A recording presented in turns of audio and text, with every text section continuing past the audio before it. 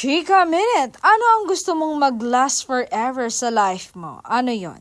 Yan ang naging tanong sa aktor na si Donnie na talagang napaisip siya dahil ang nagtanong ay isa sa mga nagmamahal sa nobya niyang si Bel Mariano. Sabi niya, my family and Bel. Bakit si Bel? Ibang-iba kasi si Belle. The support that she's given me, the acceptance and support of her and her family just adds humility and gratitude. And thankfulness na parang, ay, okay. It has made me a better man because she always make me feel like I am good. You are all right. There is nothing wrong with you. You're fine. You're good.